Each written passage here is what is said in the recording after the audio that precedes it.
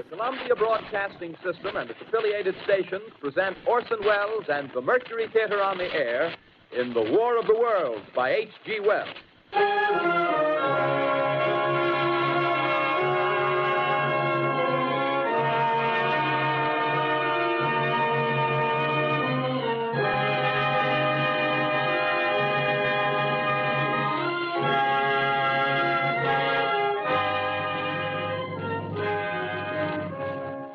Ladies and gentlemen, the director of the Mercury Theater and star of these broadcasts, Orson Welles. We know now that in the early years of the 20th century, this world was being watched closely by intelligences greater than man's, and yet as mortal as his own. We know now that as human beings busied themselves about their various concerns, they were scrutinized and studied, perhaps almost as narrowly as a man with a microscope might scrutinize the transient creatures that swarm and multiply in a drop of water. With infinite complacence, people went to and fro over the earth about their little affairs, serene in the assurance of their dominion over this small, spinning fragment of solar driftwood, which by chance or design, man has inherited out of the dark mystery of time and space. Yet across an immense ethereal gulf, minds that are to our minds as ours are to the beasts in the jungle, intellects vast, cool, and unsympathetic, regarded this earth with envious eyes and slowly and surely drew their plans against us. In the 39th year of the 20th century came the Great Disillusionment. Near the end of October, business was better. The war scare was over. More men were back at work. Sales were picking up. On this particular evening, October 30th, the Crosley service estimated that 32 million people were listening in on radios. For the next 24 hours, not much change in temperature. A slight atmospheric disturbance of undetermined origin is reported over Nova Scotia, causing a low-pressure area to move down rather rapidly over the northeastern states, bringing a forecast of rain accompanied by winds of light gale force. Maximum temperature 66, minimum 48. This weather report comes to you from the Government Weather Bureau. We take you now to the Meridian Room in the Hotel Park Plaza in downtown New York, where you will be entertained by the music of Raymond Raquello and his orchestra.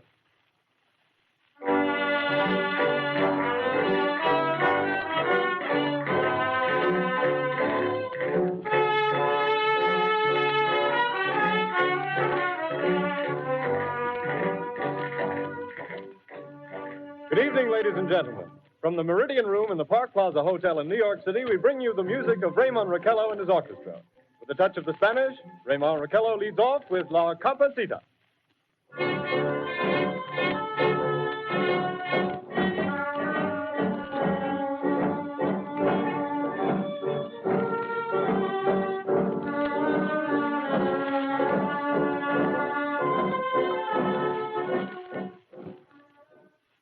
Ladies and gentlemen, we interrupt our program of dance music to bring you a special bulletin from the Intercontinental Radio News.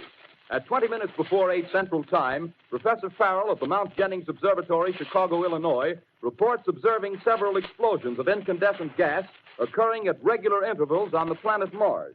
The spectroscope indicates the gas to be hydrogen and moving toward the Earth with enormous velocity. Professor Pearson of the observatory at Princeton confirms Farrell's observation and describes the phenomenon as, quote, like a jet of blue flame shot from a gun, unquote. We now return you to the music of Raymond Raquello, playing for you in the Meridian Room of the Park Plaza Hotel, situated in downtown New York.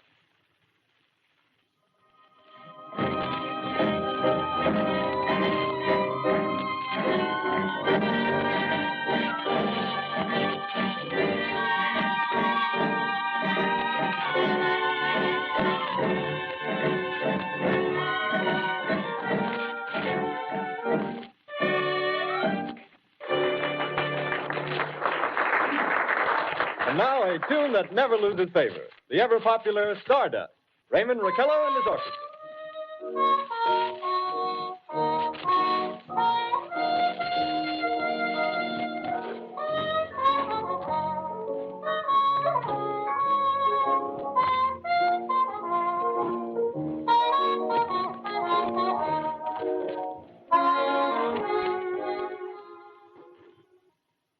Ladies and gentlemen, following on the news given in our bulletin a moment ago, the Government Meteorological Bureau has requested the large observatories of the country to keep an astronomical watch on any further disturbances occurring on the planet Mars. Due to the unusual nature of this occurrence, we have arranged an interview with the noted astronomer, Professor Pearson, who will give us his views on this event. In a few moments, we will take you to the Princeton Observatory at Princeton, New Jersey. We return you until then to the music of Ramon Raquello and his orchestra.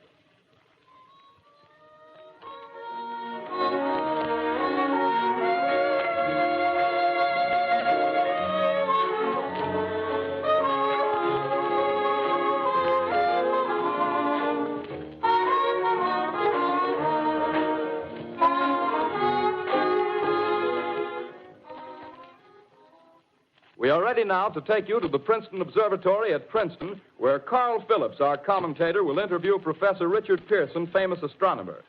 We take you now to Princeton, New Jersey. Good evening, ladies and gentlemen. This is Carl Phillips speaking to you from the observatory at Princeton.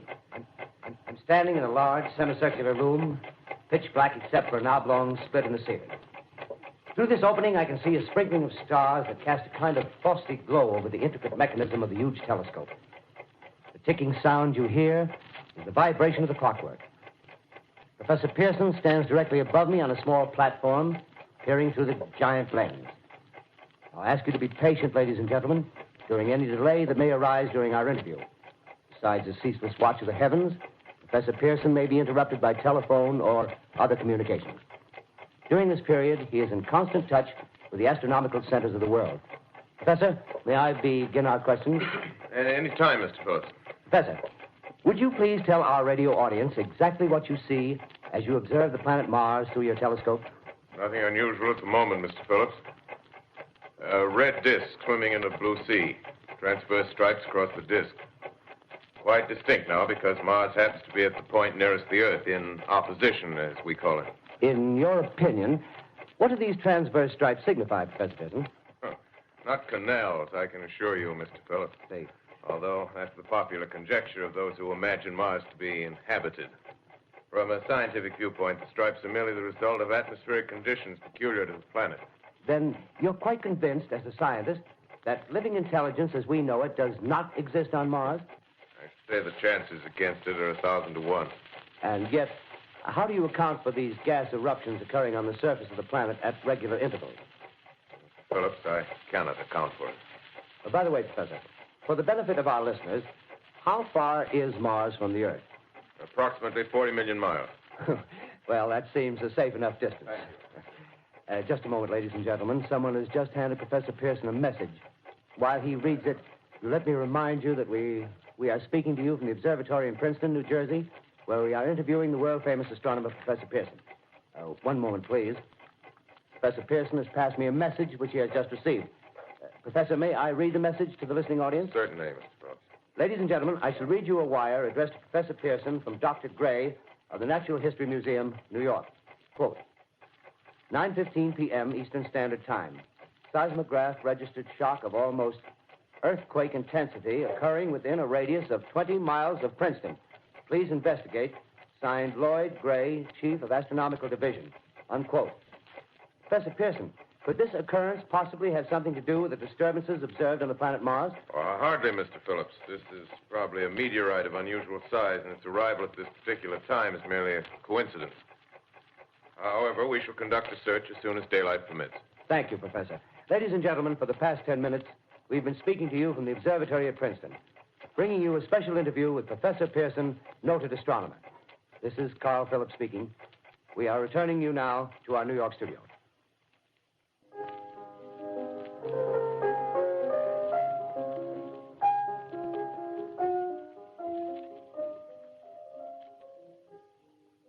Ladies and gentlemen, here is the latest bulletin from the Intercontinental Radio News.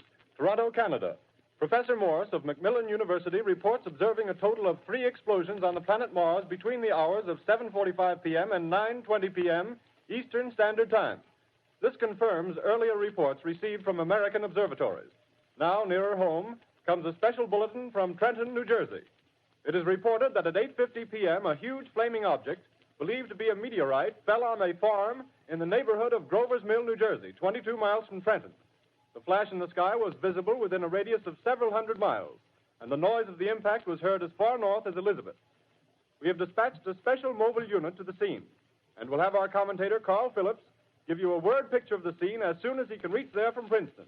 In the meantime, we take you to the Hotel Martinet in Brooklyn, where Bobby Millett and his orchestra are offering a program of dance music.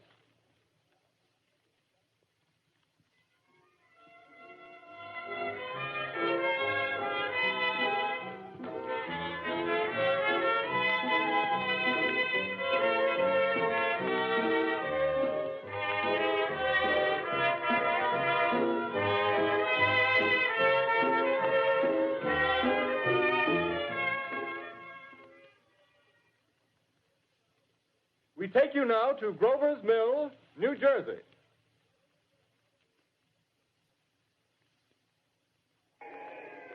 Ladies and gentlemen, this is Carl Phillips again, out at the Wilmot Farm, Grover's Mill, New Jersey. Professor Pearson and myself made the 11 miles from Princeton in 10 minutes. Well, I hardly know where to begin. To paint for you a word picture of the strange scene before my eyes, like something out of a modern Arabian Nights. Well, I just got here. I haven't had a chance to look around yet. I guess that's it. Yes, I guess that's the thing directly in front of me, half buried in a vast pit. Must have struck with terrific force. The ground is covered with splinters of a tree. It must have struck on its way down.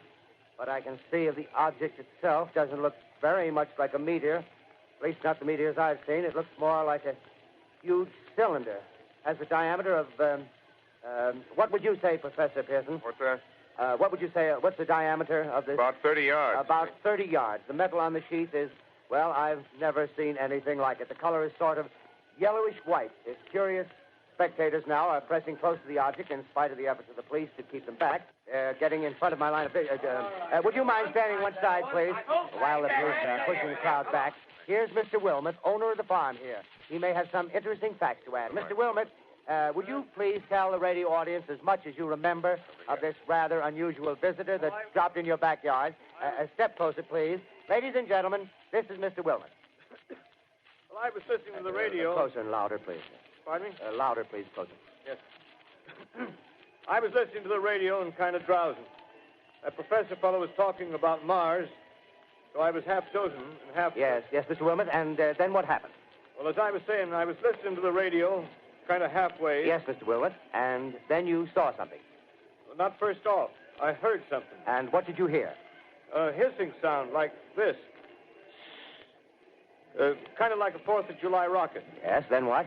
I turned my head out the window and would have sworn I was to sleep and dreaming. Yes? I seen a kind of greenish streak and then zingo. Something smacked the ground, knocked me clear out of my chair. Well, were you frightened, Mr. Wilmot? Well, I ain't quite sure.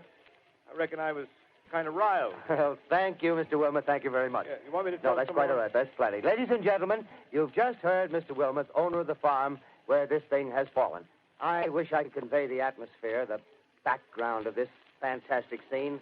Hundreds of cars are parked in a field in back of us, and the police are trying to rope off the roadway leading into the farm, but it's no use. They're breaking right through. The car's headlights throw an enormous spotlight on the pit where the object's half buried. Now, some of the more daring souls now are venturing near the edge. Their silhouettes stand out against the metal sheen. One man wants to touch the thing. He's having an argument with the policeman. The policeman wins. Now, ladies and gentlemen, there's something I haven't mentioned in all this excitement, but it's becoming more distinct. Perhaps you've caught it already on your radio. Listen, please. Do you hear it? It's a curious humming sound that seems to come from inside the object. I'll move the microphone nearer. Here. Now, we're not more than 25 feet away. Can you hear it now? Professor Pearson. Yes, Mr. Bartholomew. Can you tell us the meaning of that scraping noise inside the thing? Possibly the unequal cooling of its surface. I say, do you still think it's a meteor, Professor? I don't know what to think. The metal casing is definitely extraterrestrial. Not found on this Earth. Friction with the Earth's atmosphere usually tears holes in a meteorite. This thing is smooth, and you can see its cylindrical Just a minute. shape. Something's happening. Ladies and gentlemen, this is terrific. This end of the thing is beginning to flake off. The top is beginning to rotate like a screw, and the thing must be hollow. He's moving. Keep back there. Keep back there. Keep those men back. Keep back there. Keep those idiots back. Take off. The top's loose. Look out there. Stand back. Ladies and gentlemen, this is the most terrifying thing I've ever witnessed. Wait a minute. Someone calling someone or something. I can see turning out of that black hole two luminous discs. The eyes, it might be a face, might be almost... But heavens, something wriggling out of the shadow like a gray snake. Now it's another one, and another one, and another one. They look like tentacles to me. Oh, yeah, I can see the thing's body. Now it's large as a bear. It glistens like wet leather, but that face, ladies and gentlemen, it's indescribable. I can hardly force myself to keep looking at it. It's so awful. The eyes are black, and they gleam like a serpent. The mouth is kind of V-shaped with saliva dripping from its rimless lips that seem to quiver and pulsate. And the monster, or whatever it is, can hardly move. It seems weighed down by possibly gravity or something. The thing's rising up now, and the crowd falls back. They've seen plenty. The most extraordinary experience, ladies and gentlemen. I can't find words. Well, I'll pull this microphone with me as I talk. I'll have to stop the description until I can take a new position. Hold on, will you, please? I'll be right back in a minute.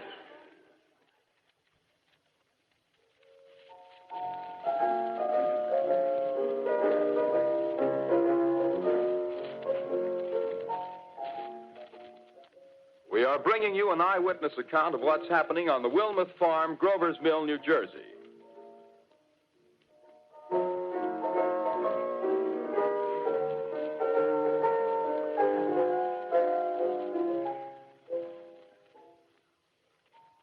We now return you to Carl Phillips at Grover's Mill.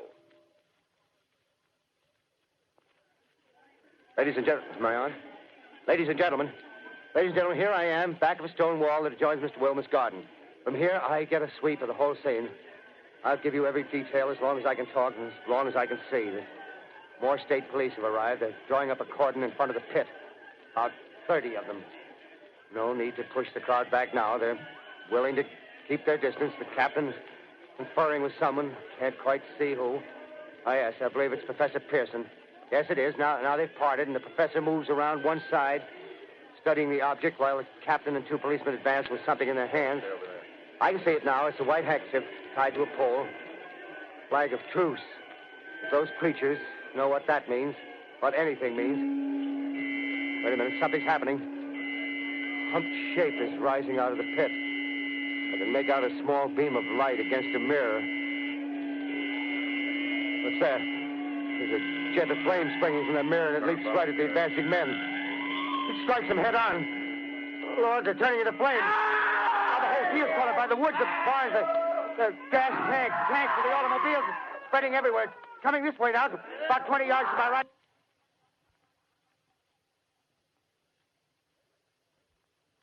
Ladies and gentlemen, due to circumstances beyond our control, we are unable to continue the broadcast from Grover's Mill. Evidently, there's some difficulty with our field transmission. However, we will return to that point at the earliest opportunity. In the meantime, we have a late bulletin from San Diego, California. Professor Indelkoffer, speaking at a dinner of the California Astronomical Society, expressed the opinion that the explosions on Mars are undoubtedly nothing more than severe volcanic disturbances on the surface of the planet. We continue now with our piano interlude.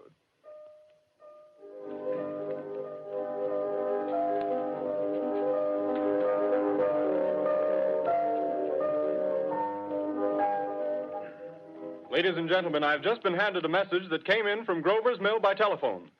Just one moment, please. At least 40 people, including 6 state troopers, lie dead in a field east of the village of Grover's Mill. Their bodies burned and distorted beyond all possible recognition. The next voice you hear will be that of Brigadier General Montgomery Smith, commander of the state militia at Trenton, New Jersey. I have been requested by the governor of New Jersey to place the counties of Mercer and Middlesex as far west as Princeton and east to Jamesburg under martial law. No one will be permitted to enter this area except by special pass issued by state or military authorities. 4 companies of state militia are proceeding from Trenton to Grover's Mill and will aid in the evacuation of homes within the range of military operations. Thank you. You have just been listening to General Montgomery Smith, commanding the state militia at Trenton. In the meantime, further details of the catastrophe at Grover's Mill are coming in. The strange creatures, after unleashing their deadly assault, crawled back in their pit and made no attempt to prevent the efforts of the firemen to recover the bodies and extinguish the fire. The combined fire departments of Mercer County are fighting the flames which menace the entire countryside. We have been unable to establish any contact with our mobile unit at Grover's Mill, but we hope to be able to return you there at the earliest possible moment. In the meantime, we take you to... Just one moment, please. Ladies and gentlemen, I have just been informed that we have finally established communication with an eyewitness of the tragedy. Professor Pearson has been located at a farmhouse near Grover's Mill, where he has established an emergency observation post. As a scientist, he will give you his explanation of the calamity. The next voice you hear will be that of Professor Pearson, brought to you by direct wire. Professor Pearson. Of the creatures in the rocket cylinder at Grover's Mill, I can give you no authoritative information either as to their nature, their origin, or their purposes here on Earth. Of their destructive instrument, I might venture some conjectural explanation. For want of a better term, I shall refer to the mysterious weapon as a heat ray. It's all too evident that these creatures have scientific knowledge far in advance of our own. It's my guess that in some way they are able to generate an intense heat in a chamber of practically absolute non-conductivity. This intense heat they project in a parallel beam against any object they choose by means of a polished parabolic mirror of unknown composition, much as the mirror of a lighthouse projects a beam of light. That is my conjecture of the origin of the heat ray. Thank you, Professor Pearson. Ladies and gentlemen, here is a bulletin from Trenton. It is a brief statement informing us that the charred body of Carl Phillips has been identified in a Trenton hospital. Now, here's another bulletin from Washington, D.C. The Office of the Director of the National Red Cross reports 10 units of Red Cross emergency workers have been assigned to the headquarters of the state militia, stationed outside of Grover's Mill, New Jersey. Here's a bulletin from State Police, Princeton Junction. The fires at Grover's Mill and vicinity are now under control. Scouts report all quiet in the pit, and there is no sign of life appearing from the mouth of the cylinder. Now, ladies and gentlemen, we have a special statement from Mr. Harry McDonald, Vice President in charge of operations. We have received a request from the state militia of Trenton to place at their disposal our entire broadcasting facilities. In view of the gravity of the situation, and believing that radio has a responsibility to serve in the public interest at all times, we are turning over our facilities to the state militia at Trenton. We take you now to the field headquarters of the state militia near Grover's Mill, New Jersey.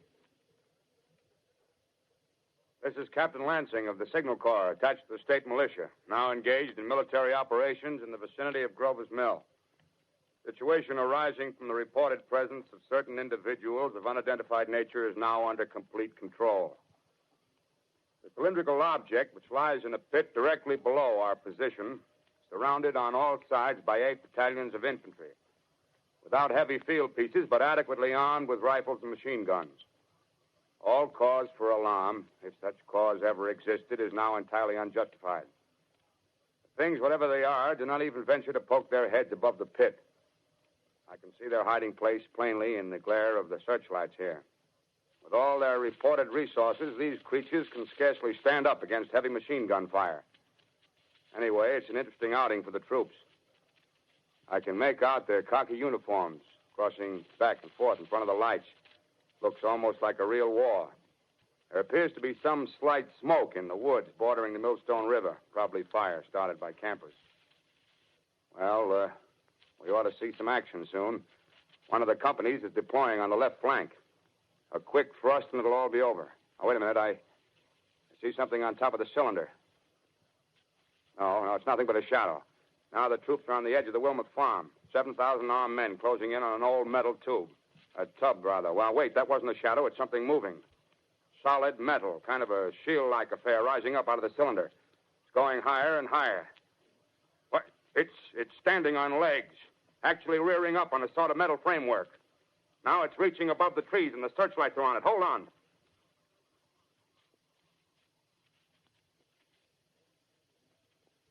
Ladies and gentlemen, I have a grave announcement to make. Incredible as it may seem, both the observations of science and the evidence of our eyes lead to the inescapable assumption that those strange beings who landed in the Jersey farmlands tonight are the vanguard of an invading army from the planet Mars. The battle which took place tonight at Grover Mills has ended in one of the most startling defeats ever suffered by an army in modern times. 7,000 men armed with rifles and machine guns pitted against a single fighting machine of the invaders from Mars. 120 known survivors. The rest strewn over the battle area from Grover's Mill to Plainsboro, crushed and trampled to death under the metal feet of the monster, or burned to cinders by its heat ray. The monster is now in control of the middle section of New Jersey and has effectively cut the state through its center. Communication lines are down from Pennsylvania to the Atlantic Ocean. Railroad tracks are torn and service from New York to Philadelphia discontinued, except routing some of the trains through Allerton and Phoenixville. Highways to the north, south, and west are clogged with frantic human traffic. Police and army reserves are unable to control the mad flight. By morning, the fugitives will have swelled Philadelphia, Camden, and Trenton, it is estimated, to twice their normal population. Martial law prevails throughout New Jersey and eastern Pennsylvania. At this time, we take you to Washington for a special broadcast on the national emergency. The Secretary of the Interior. Citizens of the nation, I shall not try to conceal the gravity of the situation that confronts the country, nor the concern of your government in protecting the lives and property of its people. However, I wish to impress upon you, private citizens and public officials, all of you, the urgent need of calm and resourceful action. Fortunately, this formidable enemy is still confined to a comparatively small area, and we may place our faith in the military forces to keep them there. In the meantime, placing our faith in God, we must continue the performance of our duties, each and every one of us, so that we may confront this destructive adversary with a nation united, courageous, and consecrated to the preservation of human supremacy on this earth. I thank you. You have just heard the Secretary of the Interior speaking from Washington. Bulletins too numerous to read are piling up in the studio here. We're informed that the central portion of New Jersey is blacked out from radio communication due to the effect of the heat ray upon power lines and electrical equipment. Here's a special bulletin in New York. Cables have been received from English, French, and German scientific bodies offering assistance. Astronomers report continued gas outbursts at regular intervals on the planet Mars. The majority voiced the opinion that the enemy will be reinforced by additional rocket machines. There have been several attempts made to locate Professor Pearson of Princeton, who has observed Martians at close range. It is feared he was lost in the recent battle. Langham Field, Virginia. Scouting planes report 3 Martian machines visible above treetops, moving north toward Somerville with population fleeing ahead of them. The heat ray is not in use, although advancing at express train speed, invaders pick their way carefully. They seem to be making a conscious effort to avoid destruction of cities and countryside. However, they stop to uproot power lines, bridges, and railroad tracks. Their apparent objective is to crush resistance, paralyze communication, and disorganize human society. Here is a bulletin from Basking Ridge, New Jersey. Coon hunters have stumbled on a second cylinder similar to the first, embedded in the great swamp 20 miles south of Morristown. Army field pieces are proceeding from Newark to blow up the second invading unit before the cylinder can be opened and the fighting machine rigged. They are taking up a position in the foothills of Watchung Mountains. Another bulletin from Langham Field, Virginia. Scouting planes report enemy machines, now 3 in number, increasing speed northward, kicking over houses and trees in their evident haste to form a conjunction with their allies south of Morristown. Machines also sighted by telephone operator east of Middlesex, within 10 miles of Plainfield. Here's a bulletin from Winston Field, Long Island. A fleet of Army bombers carrying heavy explosive flying north in pursuit of enemy. Scouting planes act as guides. They keep the speeding enemy in sight. Just a moment, please, ladies and gentlemen. We've run special wires to the artillery line and adjacent villages to give you direct reports in the zone of the advancing enemy. First, we take you to the battery of the 22nd Field Artillery, located in the Watchung Mountains.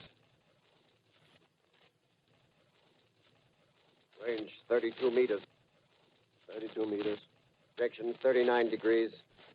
39 degrees. Fire. 140 yards to the right, sir. Shift range 31 meters. 31 meters. Direction 37 degrees. 37 degrees. Fire.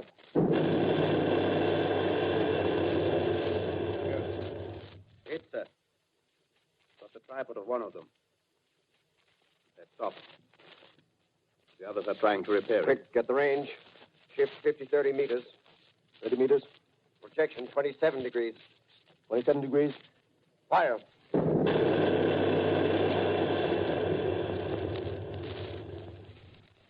see the shell land, sir. Letting off a smoke. What is it? Black smoke, sir. Moving this way. Lying close to the ground. Moving fast. Put on gas masks. Get ready to fire. Shift to 24 meters. 24 meters. Projection 24 degrees. 24 degrees. Fire.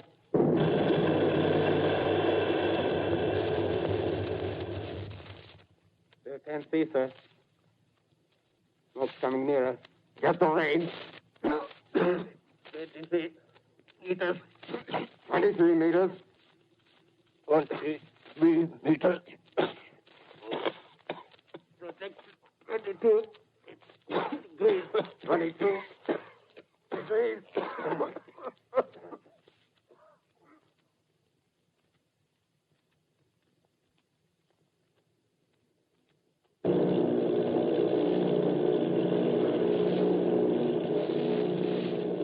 Army bombing plane V-843 off Bayonne, New Jersey. Lieutenant Vogt, commanding 8 bombers, reporting to Commander Fairfax, Langham Field. This is Vogt reporting to Commander Fairfax, Langham Field. Enemy tripod machines now in sight.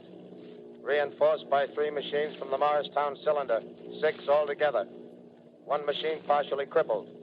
Believed hit by shell from Army gun in Watchung Mountains. Guns now appear silent. A heavy black fog hanging close to the earth of extreme density, nature unknown. No sign of heat ray.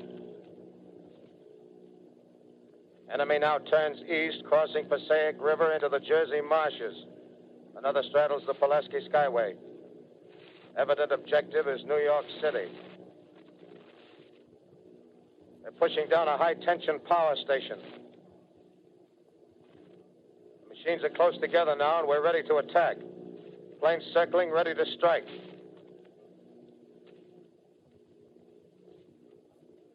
A 1,000 yards, and we'll be over the first.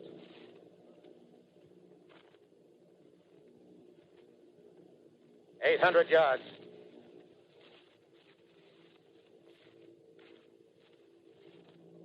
600.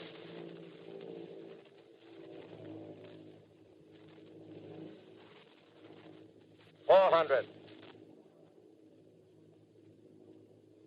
200. There they go.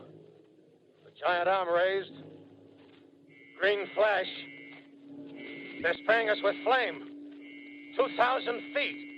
Engines are giving out. No chance to release bombs. Only one thing left. Drop on them, plane and all. We're diving on the first one.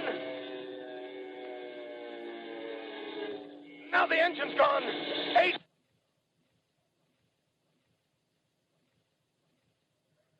This is Bayonne, New Jersey, calling Langham Field. This is Bayonne, New Jersey, calling Langham Field. Come in, please. This is Langham Field. Go ahead. 8 Army bombers in engagement with enemy tripod machines over Jersey Flats. Engines incapacitated by heat ray. All crashed. 1 enemy machine destroyed. Enemy now discharging heavy black smoke in direction of... This is Newark, New Jersey. This is Newark, New Jersey. Warning. Poisonous black smoke pouring in from Jersey marshes. Reaches South Street. Gas masks useless. Urge population to move into open spaces. Automobiles use routes 7, 23, 24. Avoid congested areas. Smoke now spreading over Raymond Boulevard.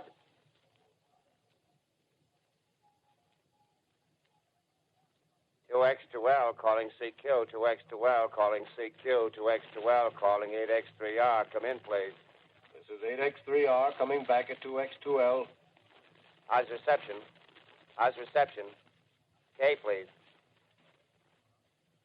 Where are you, 8X3R? What's the matter? Where are you?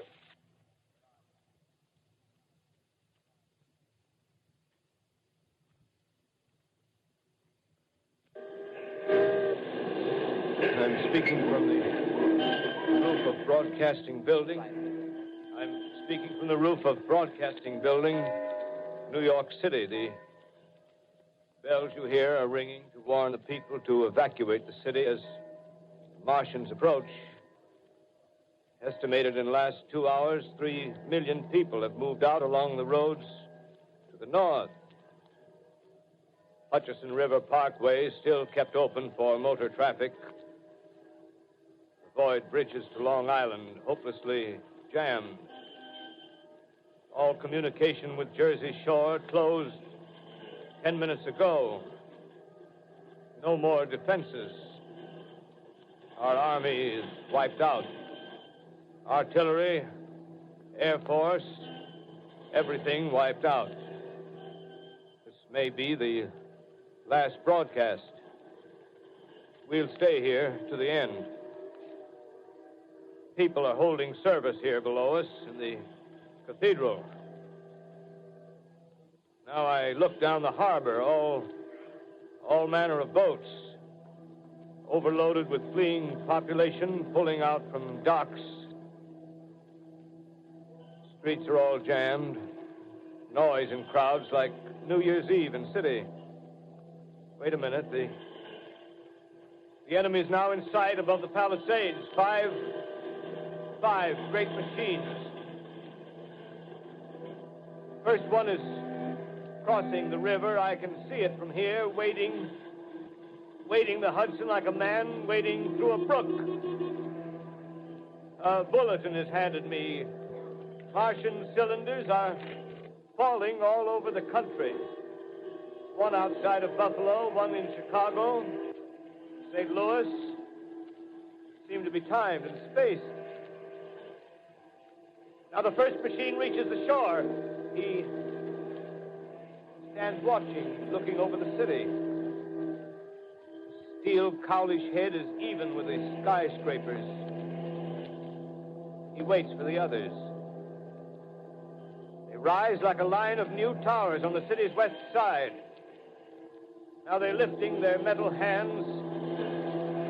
This is the end now. Smoke comes out, black smoke drifting over the city. People in the streets see it now. They're running toward the East River, thousands of them, dropping in like rats. Now the smoke's spreading faster. It's reached Times Square. People are trying to run away from it, but it's no use. They're falling like flies. Now the smoke's crossing 6th Avenue. 5th Avenue. 100 yards away. It's 50 feet.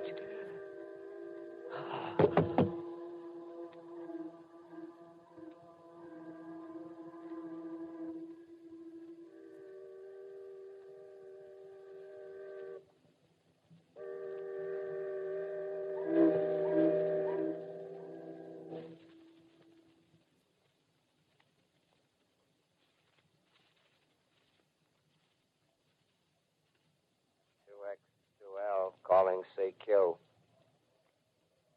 2X2L calling CQ. 2X2L calling CQ, New York. Isn't there anyone on the air? Isn't there anyone on the air? Isn't there anyone? 2X2L.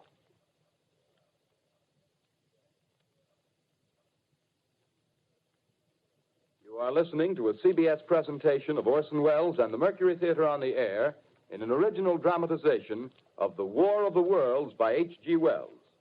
The performance will continue after a brief intermission. This is the Columbia Broadcasting System. The War of the Worlds by H.G. Wells, starring Orson Welles and the Mercury Theater on the Air.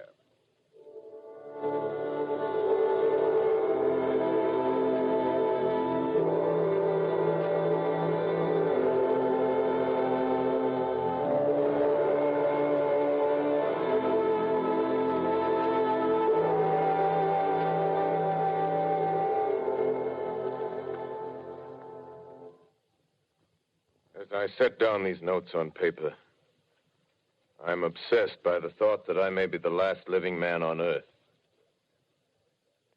I've been hiding in this empty house near Grover's Mill, a small island of daylight cut off by the black smoke from the rest of the world. All that happened before the arrival of these monstrous creatures in the world now seems part of another life. A life that has no continuity with the present. Furtive existence of the lonely derelict who pencils these words on the back of some astronomical notes bearing the signature of Richard Pearson. I look down at my blackened hand and I try to connect them with a professor who lives at Princeton and who, on the night of October 20th, glimpsed through his telescope an orange splash of light on a distant planet. My wife, my colleagues, my students, my books, my observatory, my world. Where are they? Did they ever exist? Am I Richard Pearson? What day is it? Do days exist without calendars? Does time pass when there are no human hands left to wind the clocks? Writing down my daily life, I tell myself I shall preserve human history between the dark covers of this little book that was meant to record the movements of the stars. But to write, I must live, and to live, I must eat. Find moldy bread in the kitchen and an orange not too spoiled to swallow. Keep watch at the window. Time to time, I catch sight of a Martian above the black smoke. The smoke still holds the house in its black coil, but at length there's a hissing sound, and suddenly I see a Martian mounted on his machine, spraying the air with a jet of steam as if to dissipate the smoke. I watch in a corner as his huge metal legs nearly brush against the house. Exhausted by terror, I fall asleep. Morning. Sun streams in the window. The black cloud of gas is lifted, and the scorched meadows to the north look as though a black snowstorm had passed over them. I venture from the house. I make my way to a road, no traffic. Here and there, a wrecked car, baggage overturned, a blackened skeleton. Push on north. For some reason, I feel safer trailing these monsters than running away from them. And I keep a careful watch. I've seen the Martians feed. Should one of their machines appear over the top of trees, I'm ready to fling myself flat on the earth. Come to a chestnut tree. October. Chestnuts are ripe. Fill my pockets. I must keep alive. 2 days I wander in a vague northerly direction through a desolate world. Finally, I notice a living creature. A small red squirrel in a beech tree. I stare at him and wonder. He stares back at me. I believe at that moment the animal and I shared the same emotion. The joy of finding another living being. Push on north. I find dead cows in a brackish field, and beyond the charred ruins of a dairy and a silo, remain standing guard over the wasteland like a lighthouse, deserted by the sea. Astride the silo perches a weathercock. The arrow points north. North. Next day, I come to a city. City vaguely familiar in its contours, yet its buildings strangely dwarfed and leveled off as if a giant had sliced off its highest towers with a capricious sweep of his hand. Reached the outskirts. I found Newark. Newark, undemolished but humbled by some whim of the advancing Martians. Presently, with an odd feeling of being watched, I caught sight of something crouching in a doorway. I made a step towards it, and it rose up and became a man. A man armed with a large knife. Stop! Where do you come from? I come from many places. A long time ago, from Princeton. Princeton, huh? That's near Grover's Mill. Yes. Grover's Mill. There's no food here. This is my country. All this end of town down the river. There's only food for one. Which way are you going? I don't know. I guess I'm looking for people. Hey, what was that? Did you hear something just then? No. Only a bird. A live bird. Yeah. You get to know that birds have shadows these days. Say, we're in the open here. Let's crawl in this doorway here and talk. Have you seen any Martians? No. They're going over to New York. Night, the sky's alive with their lights, just as if people were still living in it. By daylight, you can't see them. 5 days ago, a couple of them carried something big across the flats from the airport. I think they're learning how to fly. Fly? Yeah, fly. Then it's all over with humanity. Stranger, there's still you and I. 2 of us left. Yeah. They got themselves in solid. They wrecked the greatest country in the world. Those green stars, they're probably falling somewhere every night. They've only lost one machine. There isn't anything to do. We're done. We're licked. Where were you? You're in a uniform. Yeah, what's left of it. I was in the militia. National Guard. That's good. There wasn't any war. Any more than there's war between men and ants. Yes, but we're eatable ants. I found that out. What'll they do to us? I thought it all out. Right now, we're caught as we're wanted. A Martian only has to go a few miles to get a crowd on the run. But they won't keep on doing that. They'll begin catching us systematic, like keeping the best and storing us in cages and things. They haven't begun on us yet. Not begun? Not begun. All that's happened so far is because we don't have sense enough to keep quiet. Bothering them with guns and such stuff and losing our heads and rushing off in crowds. No, instead of our rushing around blind, we got to fix ourselves up. Fix ourselves up according to the way things are now. Cities, nations, civilization, progress. Yes, but if that's so, what is there to live for? Well, there won't be any more concerts for 1,000,000 years or so, and no nice little dinners at restaurants. If it's amusement you're after, I guess the game's up. What is there left? Life, that's what. I want to live. Yeah, and so do you. We're not going to be exterminated. And I don't mean to be caught either. Tamed and fattened and bred like an ox. What are you going to do? I'm going on. Right under their feet. I got a plan. We men as men, we're finished. We don't know enough. We got to learn plenty before we got a chance. We've got to live and keep free while we learn, see? I've thought it all out, see? Well, tell me the rest. Well, it isn't all of us that are made for wild beasts. That's what it got to. That's what it got to be. That's why I watched you. Watched you. All those little office workers that used to live in these houses. They be no good. They haven't any stuff in them. They used to run off to